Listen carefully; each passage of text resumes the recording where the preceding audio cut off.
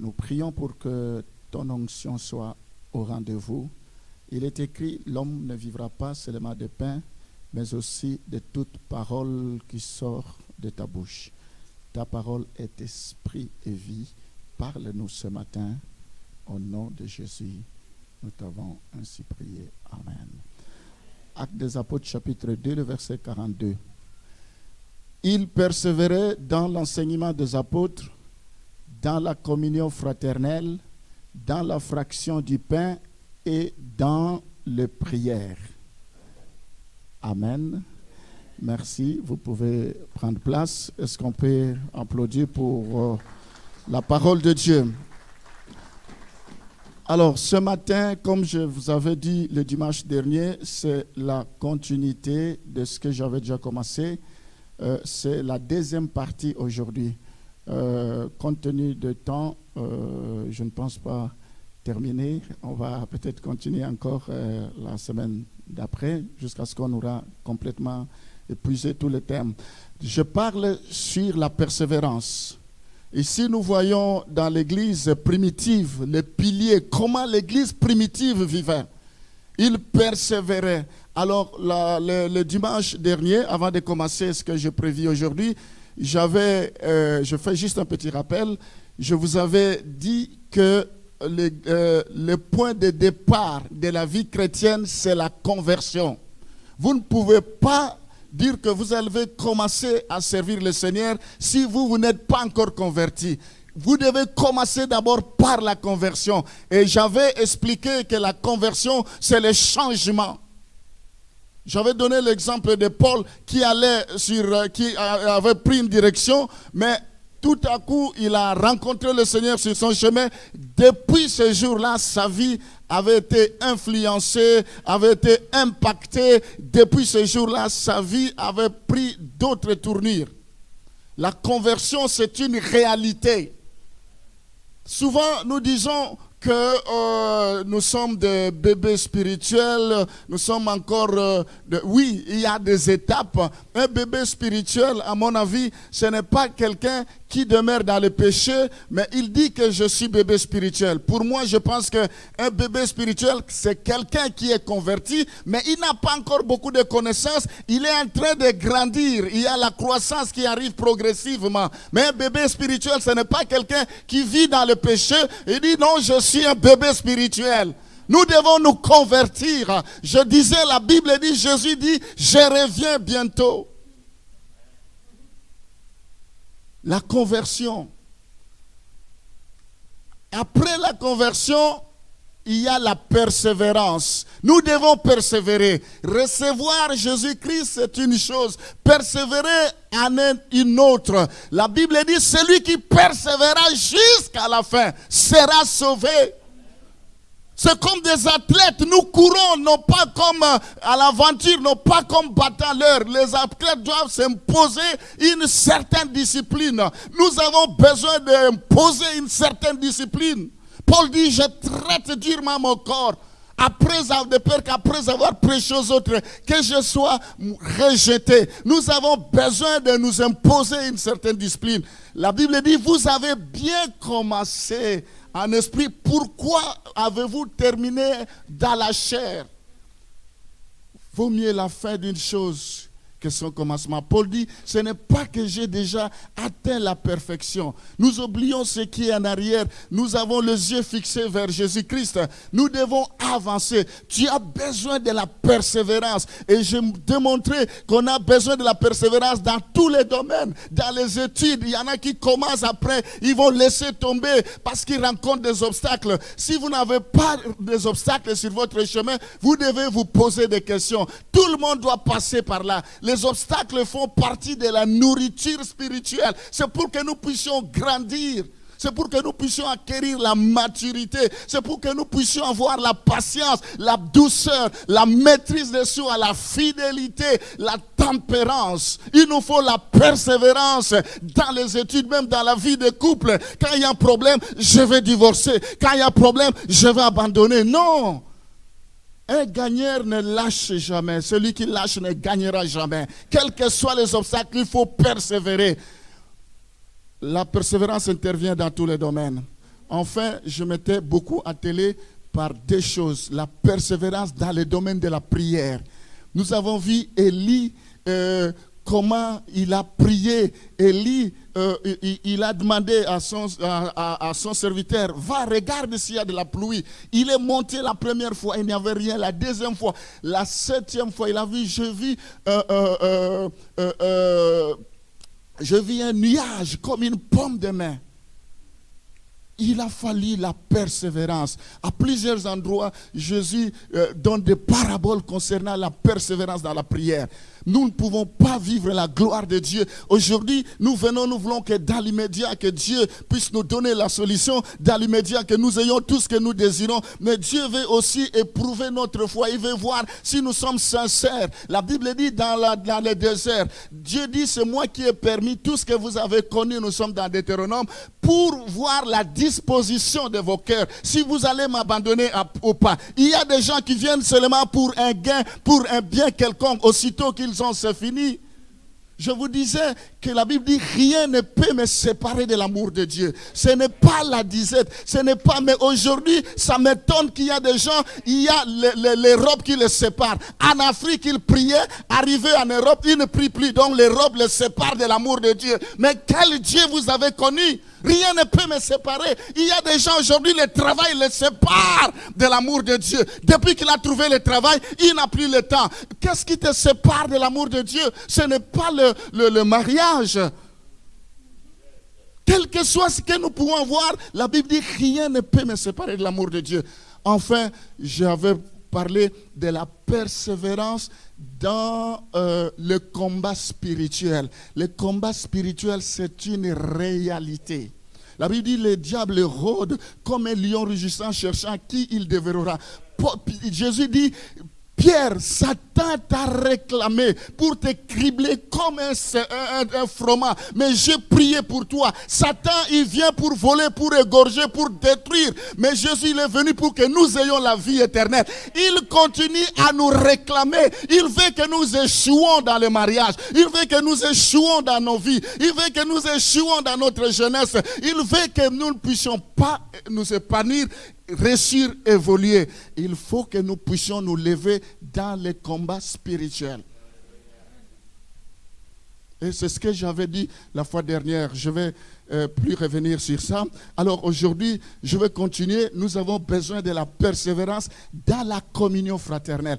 On reconnaît une église quand il y a ce pilier, la prière, la persévérance dans la prière, la persévérance dans l'enseignement des apôtres, la persévérance dans la communion fraternelle, dans la fraction de pain, la persévérance. Alors aujourd'hui, j'aimerais parler de la persévérance dans la communion fraternelle. La communion fraternelle, c'est le partage, c'est l'amour en action. La communion fraternelle, c'est le soutien, c'est l'engagement les uns envers les autres. C'est l'offrande personnelle de sa vie pour l'autre. Je me sacrifie pour l'autre. La communion fraternelle, c'est la joie de faire partie de la famille, d'avoir le même Père et le même Seigneur. Dieu veut que l'Église soit comme un corps. Allons dans 1 Corinthiens chapitre 12, le verset 12 à 17. 1 Corinthiens chapitre 12, le verset 12 à 17. Au reste, lorsque je fis... Non, ce n'est pas 2 Corinthiens, s'il vous plaît. 1 Corinthiens chapitre 12. 1 Corinthiens chapitre 12, s'il vous plaît. Car comme le corps est un plutôt, et a plusieurs membres, et comme tous les membres du corps, malgré leur nombre, ne forment qu'un seul corps, ainsi en est-il de Christ. C'est jusqu'au verset 17.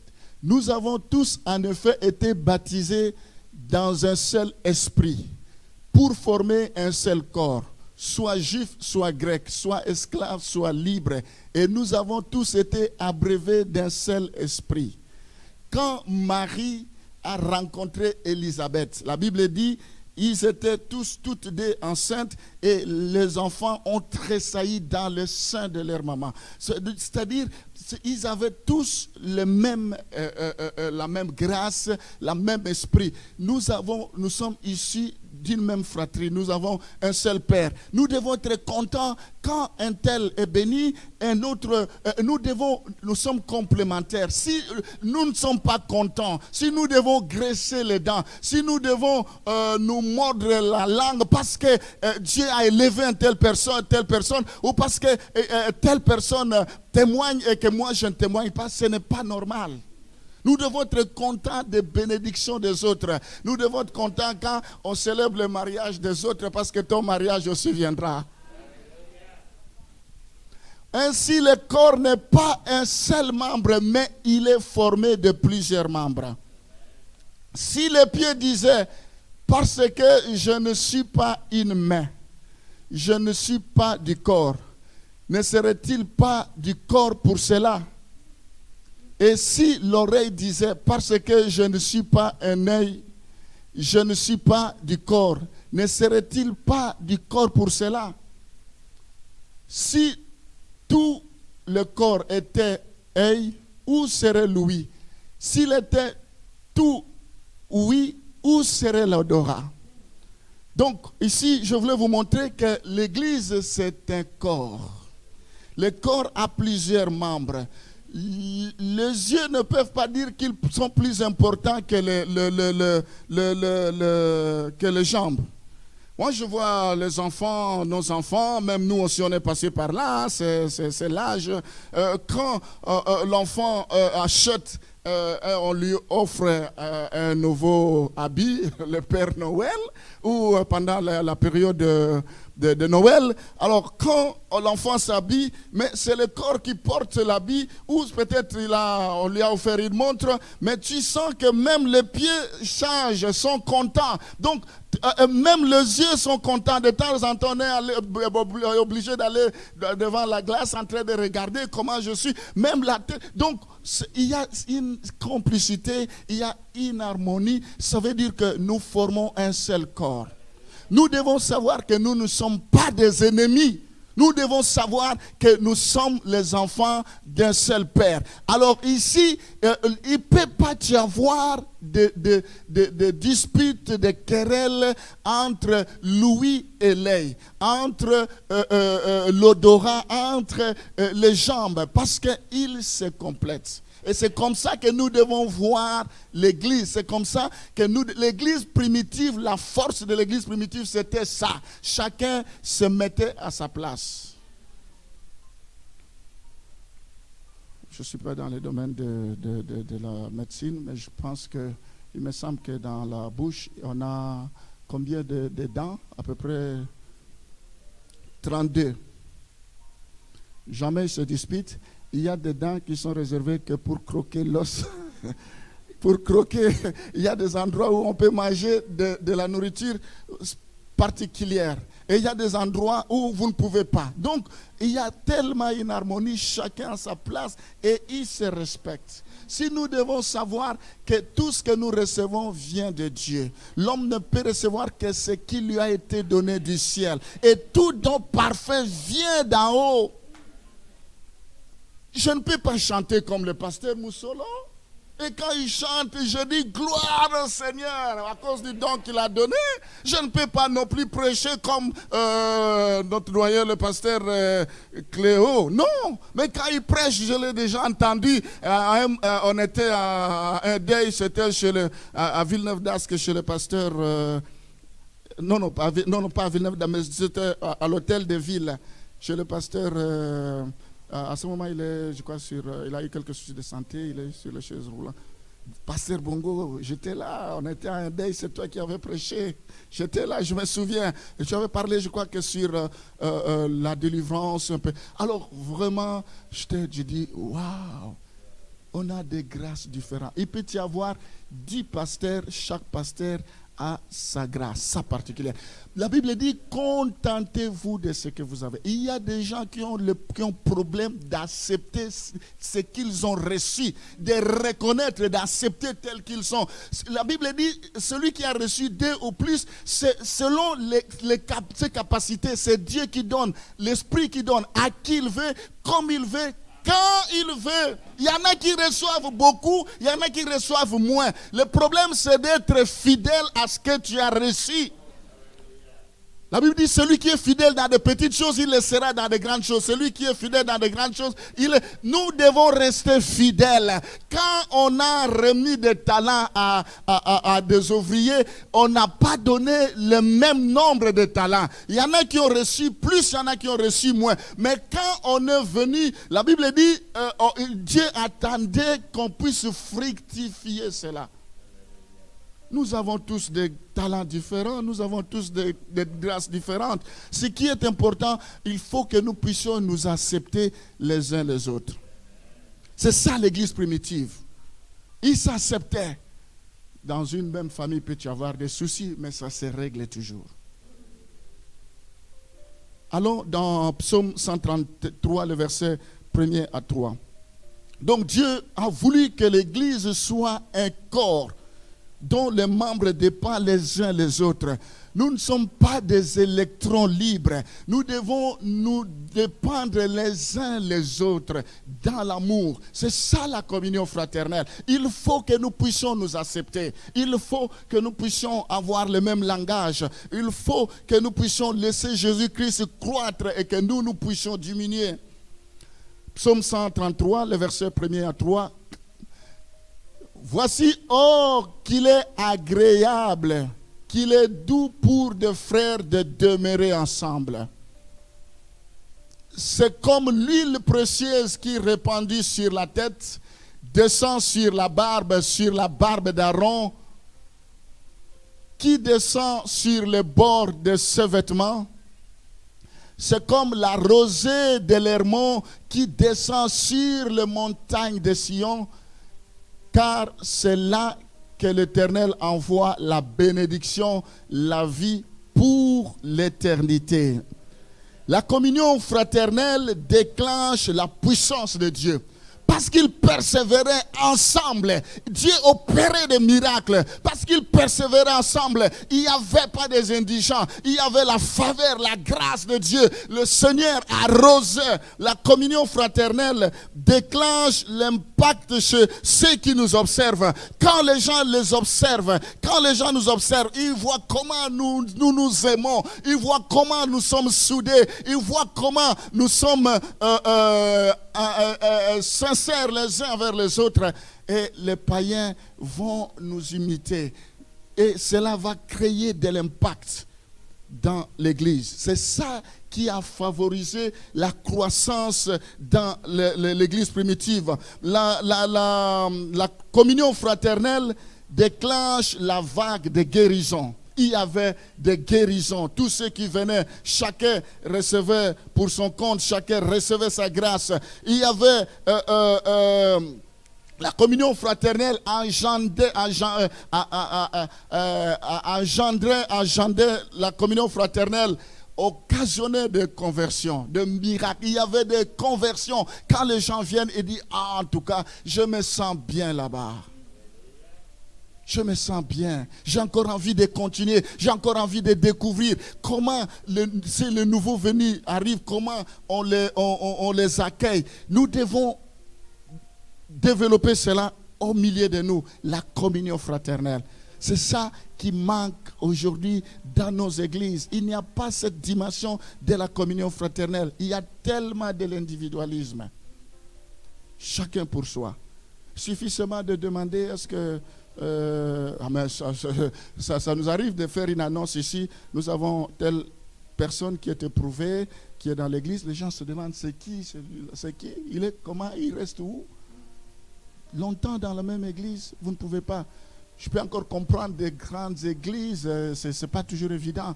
Mais nous, on n'est pas encore arrivé là. Bon, c'est vrai qu'on est nombreux, mais on n'est pas encore arrivé là. Nous devons savoir aller vers les autres. Nous devons créer cette atmosphère. C'est le climat du royaume des cieux, le climat de justice, le climat de paix. Alors, la croissance, la communion fraternelle engendre la bénédiction. C'est comme la rosée de l'Hermon qui descend sur les montagnes de Sion. Car c'est là que l'Éternel envoie la bénédiction, la vie pour l'éternité. Amen. Quand il y a la communion fraternelle, Dieu fait grandir l'Église. Quand il y a la communion fraternelle, Dieu envoie de nouvelles personnes. Vous savez, Dieu peut retenir la bénédiction d'une Église par manque de communion fraternelle. Quand il n'y a pas de relation vraie, Dieu peut faire retarder les bénédictions. C'est pourquoi nous avons besoin d'enlever toute épine, tout obstacle pour que la grâce, la bénédiction de Dieu puisse se répandre, pour que la grâce de Dieu puisse surabonder dans nos vies. Amen. C'est important la fidélité les uns envers les autres. La loyauté envers les uns les autres, ce ne sont pas des slogans. Il faut que nous puissions vivre cela. Ce n'est pas pour rien que Dieu nous a mis ensemble. Seuls, nous ne pouvons pas réussir. Il n'y a personne qui peut réussir seul. Même le président des États-Unis, il a besoin de collaborateurs. Seul, il ne peut rien. Là, à ce moment, il y a des disputes parce que le juge qui est décédé, là, il veut à tout prix le remplacer. Mais si le juge, le juge là n'était pas indispensable, pourquoi il y a des soucis? Les autres veulent que ça se passe après les élections, mais lui veut anticiper. C'est parce qu'il y a des enjeux derrière tout ça. Nous devons savoir, même le président Macron, il a besoin de son gouvernement. Il a besoin des gens. Vous ne pouvez pas réussir seul. Vous avez besoin des gens. Et voilà, quand Dieu donne la vision, il donne la provision. La provision, c'est toutes les personnes que Dieu a mis à nos côtés. Ce sont des personnes ressources. Nous ne devons pas seulement regarder les points négatifs, mais nous devons regarder les points positifs. Aller chercher ce qu'il y a de bon. Et exploiter cela, encourager cela. Alors, mes bien-aimés, la communion fraternelle est indispensable. J'aimerais vous donner quelques exemples de personnes qui ont expérimenté la communion fraternelle. 1 Samuel chapitre 18, le verset 1er. 1 Samuel chapitre 18, le verset 1er. Rapidement, s'il te plaît. David avait achevé de parler à Saoul. Et dès lors, l'âme de Jonathan fut attachée à l'âme de David. Et Jonathan l'aima comme son âme. Ici, nous voyons Jonathan d'un côté et David. Il y avait une certaine complicité. Ici, ils ont dépassé même le stade de l'amour. Mais la Bible dit, Jonathan fut attaché à l'âme de David. Nous devons nous attacher même au niveau de l'âme. C'est-à-dire il faut qu'il y ait une certaine complicité. Il faut que nous soyons vrais et sincères les uns envers les autres. Quand je pense de Maman Lydia, je me dis non, elle ne peut penser qu'un bon pour moi. Quand je pense de Jean-Pierre, je me dis mais elle peut penser qu'un bon pour moi. Et c'est comme ça, c'est vice-versa. Ils n'ont aucun doute de dire mais qu'est-ce que le pasteur pense de nous. Ils se disent non, mais Jean-Denis ne peut penser que de bon pour moi. Je n'ai pas de temps de réfléchir que là il est en train de me critiquer, que là il est en train de me diffamer, il est en train de me calomnier. Alors c'est moi qui ai le problème. Il y a des gens, je crois qu'il faut qu'on puisse vous orienter en psychiatrie. Ce n'est pas mauvais, hein, parce que je sais qu'il y a des chefs d'entreprise qui sont passés par là, qui s'en sont sortis aussi. Hein. Ce n'est pas une mauvaise chose, parce que les gens ont toujours des idées figées. Ici, à aucun instant, David peut avoir peur de Jonathan. Il ne peut pas se dire, non, non, si je mange, peut-être il m'a empoisonné, ou peut-être s'il me donne un cadeau, c'est avec une mauvaise intention. Il n'y a rien de tout ça, il n'y a pas de soupçon. La Bible dit, l'amour ne soupçonne pas, l'amour bannit la crainte. Mais nous avons des réserves. Il y a des gens que nous appelons des sorciers, alors qu'ils ne le sont pas, parce que s'il y a quelque chose qui ne va pas dans notre tête. Ah non, non, c'est un sorcier. Qui t'a dit que c'est un sorcier? Ça n'engage que toi seul.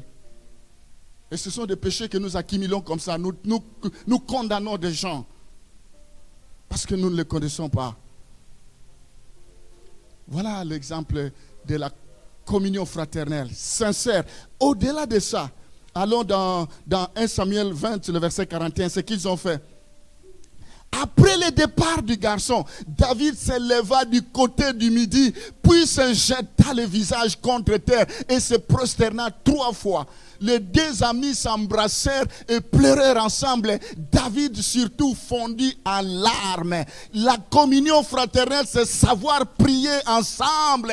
Moi, je ne veux pas prier avec eux parce que moi, je suis trop spirituel. Non, non, non, je n'ai pas confiance à leur prière. Mais ici, la communion fraternelle se manifeste par la prière. Ils ont prié ensemble. Ils ont pleuré ensemble. La communion fraternelle, c'est-à-dire nous devons pleurer ensemble. La Bible dit, réjouissez-vous avec ceux qui se réjouissent, pleurez avec ceux qui pleurent. C'est l'affaire de tout le monde. S'il y a un qui pleure, nous tous nous devons pleurer. Nous devons nous réjouir ensemble. Nous devons savoir manger ensemble. Nous devons savoir vivre ensemble. Nous devons savoir devenir généreux ensemble. Savoir nous aider les uns les autres ensemble.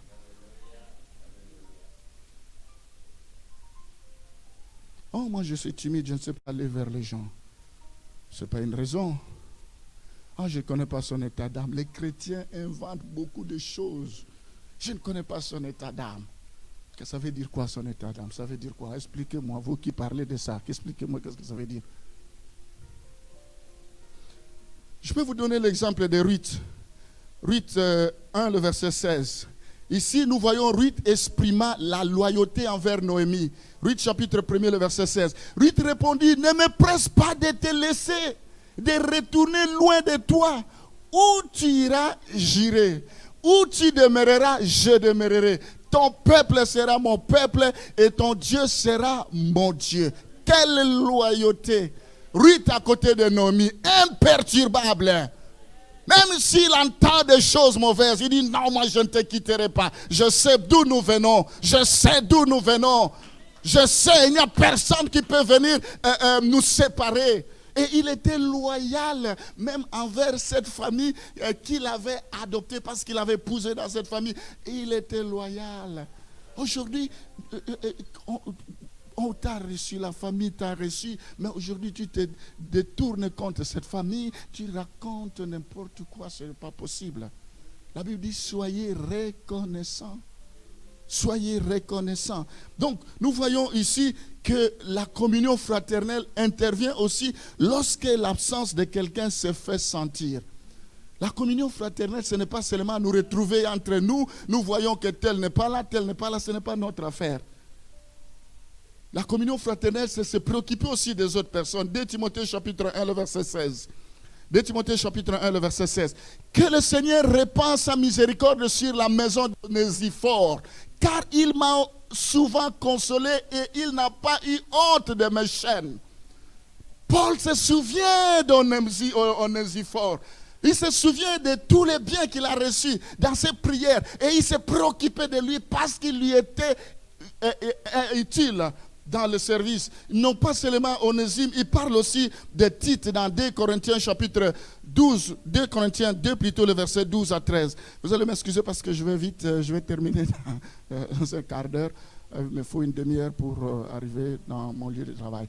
Au reste, lorsque je fus arrivé à Troas pour l'évangile de Christ, quoique le Seigneur m'ait ouvert une porte, je n'ai eu point de repos d'esprit. Attendez, vous voyez, point de repos d'esprit. Ce n'est pas à cause des démons qui n'a pas eu le repos d'esprit. À cause de quoi? Parce que je ne trouvais pas Tite, mon frère. Quelle communion fraternelle! Il ne voyait pas Tite, il dit, je dois aller chercher. La Bible nous parle d'une parabole. Quelqu'un qui avait 100 brebis, il a perdu une brebis, il a laissé les 99, il est allé chercher celle qui était perdue. Il dit, je ne retournerai pas jusqu'à ce que je vais la retrouver. Et quand il a retrouvé la brebis, il l'a mis sur ses épaules. C'est alors qu'il est rentré à la maison. Tu ne vois pas ton frère, ce n'est pas ton affaire, c'est l'affaire des pasteurs. Je vais demander au pasteur pourquoi il ne vient pas. D'ailleurs, s'il ne vient pas, il exagère, il pense qu'avec lui ou sans lui, l'église va marcher. C'est quoi? Jésus a même dit aux apôtres, de quel esprit êtes-vous animés? Parce qu'ils voulaient, ils étaient un peu agacés, ils ont dit, permets que nous demandions le feu du ciel, que cela descende.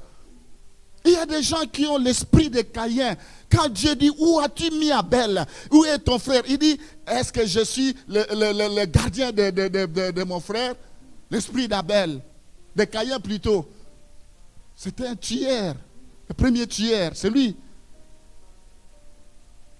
Les gens sont des égoïstes, ils ne se préoccupent pas des autres personnes, ils pensent qu'ils vont entrer seuls dans les royaumes des cieux. La Bible dit, Jésus a encore de patience pour que tous arrivent à la repentance. Mais toi, tu fais partir. Tu es là, au lieu de rassembler, tu es là en train de faire partir. Il est normal qu'il y ait un scandale, mais malheur à celui qui serait l'objet du scandale. Une âme coûte très cher. Une âme. Il y a des gens qui sont des tueurs des âmes. Quand quelqu'un a les ailes, il est zélé, ils vont le voir. Tu vois, dans cette église-là, c'est toujours comme ça. Nous avons commencé. Faites attention. Parce que tu es encore aveuglé, tu ne comprends pas. De quel esprit es-tu animé? Ici, il n'avait pas de paix à cause de titres. Est-ce que tu as la paix à cause que tu dors tranquillement? Tu sais qu'il y a des âmes qui ne sont pas là. Tu dors paisiblement, ce n'est pas ton affaire. Nous, quand on grandissait dans nos églises, on nous disait, si quelqu'un, tu viens à l'église, tu vois, X n'est pas là, Y n'est pas là. Quand tu sors, tu appelles mon frère, ma soeur, comment ça va? Je ne t'ai pas vu aujourd'hui, qu'est-ce qu'il y a eu? Tu as eu un problème. On l'exhorte. Mais ce n'est pas le cas. Quelqu'un soit là, ne soit pas là, ce n'est pas ton problème. Il faut se tourner vers le pasteur. Ce n'est pas le problème des pasteurs.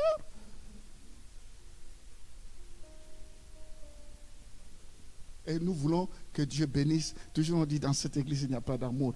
Ce que vous voulez que les hommes fassent pour vous, faites-le de même. C'est la loi et le prophète. Si vous voulez que les gens soient gentils avec vous, commencez par être gentil avec eux. Si vous voulez que les gens vous appellent, commencez d'abord par les appeler. Vous ne faites rien. Il y a des gens qui pensent qu'ils sont beaucoup plus misérables que les autres. C'est faux, parce que vous ne connaissez pas les problèmes des autres. C'est comme ça, on ne s'occupe pas de moi. En tout cas, moi, quand j'étais malade, on n'est pas venu. Mais nous devons sortir. Ça, c'est excusez-moi le terme, je ne vais pas vous choquer. C'est de l'enfantillage. Il faut que nous puissions grandir. Tout le monde a des problèmes. Qui peut dire qu'il n'a pas de problème? Bon, maintenant, on vous a secouru. Quand c'est pour les autres, pourquoi vous ne les secourez pas? Il faut seulement qu'on le fasse pour vous. Non, mes bien-aimés. La communion fraternelle, nous en avons besoin pour que l'Église puisse grandir, pour que l'Église puisse s'épanouir.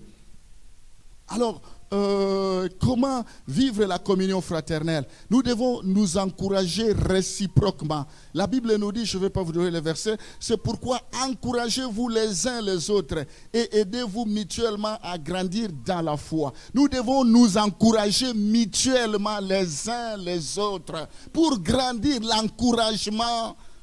Tout le monde n'est pas seulement appelé à prêcher ici, mais tu peux faire un travail remarquable dans l'ombre. Et Dieu qui te voit, il te payera. Nous n'avons pas besoin d'être appréciés. Paul dit, la Bible dit, les apôtres ont dit, vaut mieux craindre Dieu qui détruit le corps et l'âme que de craindre les hommes. Nous faisons pour la gloire du Seigneur. Donc, la première chose, nous devons nous encourager réciproquement. Deuxième chose, comment vivre la communion fraternelle? Nous devons nous soutenir les uns les autres. La Bible dit, ayez de l'affection les uns pour les autres, comme des frères qui s'aiment. Mettez du zèle à vous respecter les uns les autres.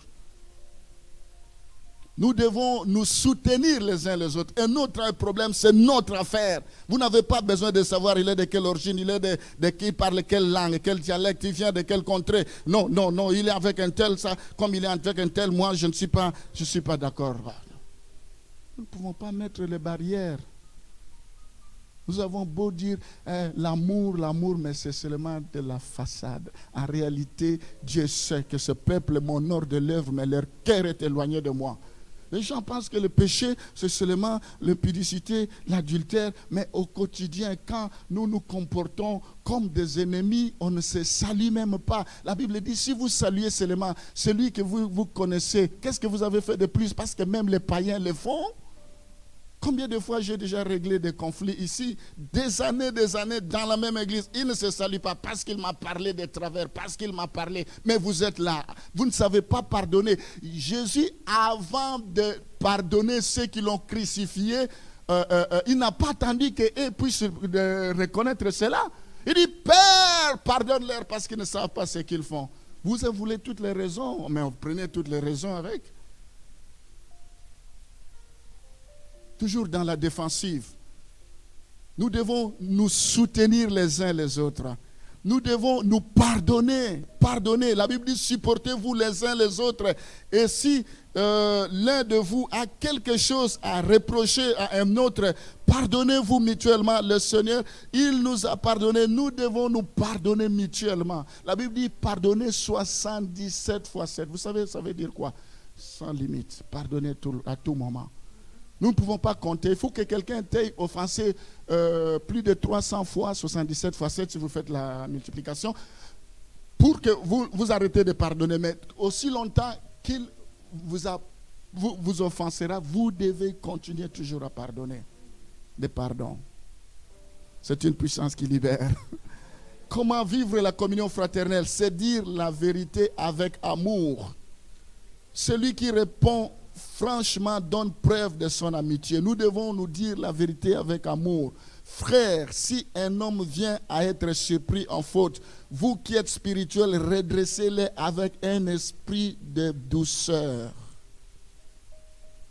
La douceur. Souvent, vous pouvez avoir raison, mais votre façon de parler peut vous donner tort. Votre façon d'aborder le problème. Nous devons le faire avec amour, avec douceur, avec beaucoup de sagesse. On va lire un passage, Philippiens chapitre 2, le verset 3 à 4. Nous devons admettre nos faiblesses. Il y a des gens qui n'aiment pas qu'on parle de leurs faiblesses. Nous devons admettre nos faiblesses. Nous avons tous des faiblesses, des défauts, tout comme des qualités. Nous sommes dans Philippiens chapitre 2, le verset 3 à 4. Ne faites rien par esprit de parti ou par vaine gloire, mais que l'humilité vous fasse regarder les autres comme étant au-dessus de vous-même. Nous devons nous effacer, que chacun de vous, au lieu de considérer ses propres intérêts, considère aussi ceux des autres. Les gens sont des égoïstes, ils pensent qu'à leur intérêt, ils pensent qu'à leur confort, ils pensent ils pensent pas aux autres. Donc ici, nous devons respecter les différences. Nous sommes différents, disons d'abord admettre les faiblesses. Nous devons admettre nos faiblesses. Nous devons nous soutenir les uns les autres. On a besoin de tout le monde. Il n'y a personne qui peut dire qu'il n'est pas indispensable. Nous tous, nous sommes indispensables pour l'avancement de l'œuvre du Seigneur. Amen. Nous devons nous respecter les différences. Que chacun de nous recherche la satisfaction de son prochain pour le bien de celui-ci, envie de l'aider à grandir dans la foi. Ce sont des versets bibliques mais que je ne peux pas vous donner. Tite chapitre 3, le verset 2. Je vais dire quelque chose dans Tite chapitre 3, le verset 2. De ne médire de personnes, d'être pacifique, modéré, plein de douceur envers tous les hommes. Nous devons les ragots, les ondits, les ceci, les cela. Nous devons être affranchis, sortir de ces choses-là.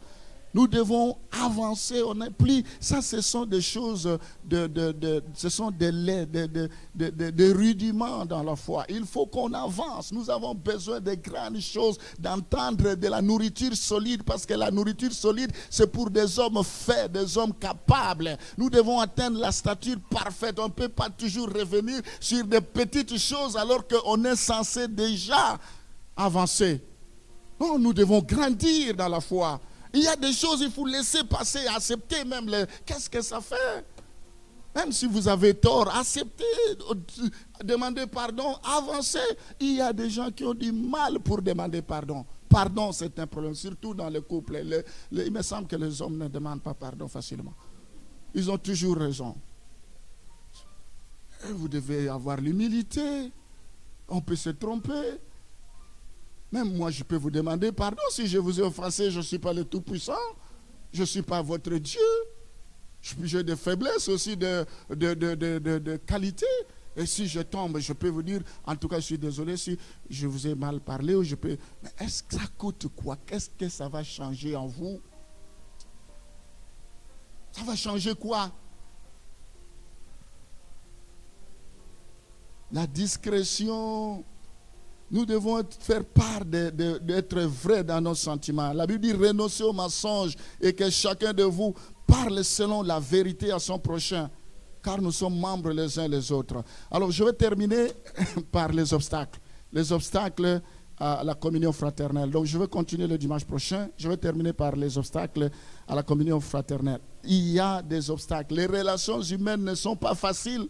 Ne croyez pas que même dans une même famille c'est facile. Il y a des familles qui se déchirent. Il y a des gens qui ont mis leurs frères à la porte aussitôt arrivés ici en Europe. Je peux vous multiplier des exemples. D'ailleurs, vous connaissez les gens issus d'une même fratrie, même père, même mère. Ce n'est pas facile dans des familles. Ce n'est pas facile au lieu de travail. Il peut y avoir des problèmes dans la société, à l'église. Si vous avez un problème avec votre employeur, vous allez dire, bon, c'est fini, je claque les portes et je m'en vais. Dans une famille, bon, c'est fini, je ne fais plus partie de cette famille. C'est pareil aussi à l'église. J'aurais pu, si j'avais le temps, j'aurais pu vous parler de Paul et les échanges vives, discussions vives qu'ils ont eues ils se sont séparés avec Barnabas parce qu'ils ne voyaient pas clair. Mais Barnabas était appelé, un appel authentique, appelé par Dieu. L'autre était appelé, Paul était appelé par Dieu, mais ils ont eu des disputes vives, la Bible dit. Par la suite, ils se sont réconciliés. Peut-il y avoir des problèmes? Où est-ce qu'il n'y a pas de problème? Vous avez déjà été quelque part, il n'y a pas de problème, sauf si les gens font semblant, ou si les gens ne sont pas vrais, ils ont des problèmes, mais vivent comme des hypocrites. Partout, il y a des problèmes. Mais la Bible nous exhorte dans Matthieu chapitre 7, le verset 3. D'abord, allons dans Ephésiens chapitre 4, le verset 2 à 3. Matthieu chapitre, Ephésiens 4, le verset 2 à 3. En toute humilité et douceur avec patience, vous supportant les uns les autres avec charité. La Bible nous exhorte la grande patience. Nous devons nous supporter. Si vous êtes incapable de vous supporter, il faut que vous demandiez la grâce, la faveur de Dieu. On voit toujours les démons partout. Derrière ça, il n'y a pas de démons. Le fruit de l'esprit, il faut aller chercher cela. Il faut être rempli du Saint-Esprit. Il faut la patience dans toutes choses. La Bible dit, soyez lents à parler, soyez lents à écouter, prompt à... comment ça se dit? Bon, bref, soyez lents à écouter ce que je voulais dire. Bon, donc, comment? Lent à parler, prompt à écouter. Donc, c'est ce que je disais. Ok. Merci. Donc, nous avons besoin de la patience.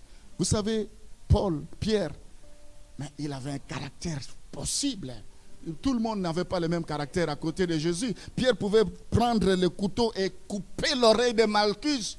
Tout le monde ne pouvait pas faire ça.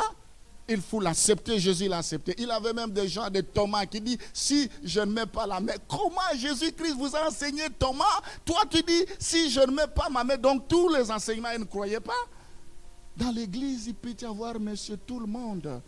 Nous devons nous accepter. C'est pas, tout le monde n'a pas le même niveau de la foi. Nous voulons nous juger, mais depuis qu'il est là. Non, chacun a son rythme, mais nous tirons tout le monde vers l'excellence. Nous tirons tout le monde vers le haut. La Bible dit que ceux qui sont forts puissent supporter le faible. Et nous devons nous accepter. Nous sommes une famille. Amen. Matthieu chapitre 7, le verset 3. Matthieu 7, le verset 3, c'est l'avant-dernier verset, je termine. pourquoi vois-tu la paille qui est dans l'œil de ton frère et n'aperçois-tu pas la poutre qui est dans ton œil? Nous voyons toujours l'autre, mais nous ne savons pas que nous-mêmes aussi, nous avons des défauts. C'est ça l'obstacle. Nous sommes toujours là en train de pointer les autres, pointer. Mais quand je vous parle comme ça, tu vois, il y a des mecs qui me retournent. Je ne suis pas là pour vous condamner. Je ne suis pas là. Jésus même a dit que je ne... femme, où sont toutes les personnes qui te condamnaient? Moi non plus, je te condamne. Va et ne pêche plus.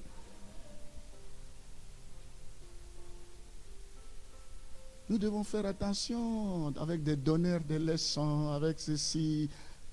Oui, nous devons nous soutenir les uns les autres. Amen. Vous vous dites, mais qu'est-ce qu'il nous dit encore ce matin? Oui, tous les jours, ce n'est pas toujours la même chose. Hein?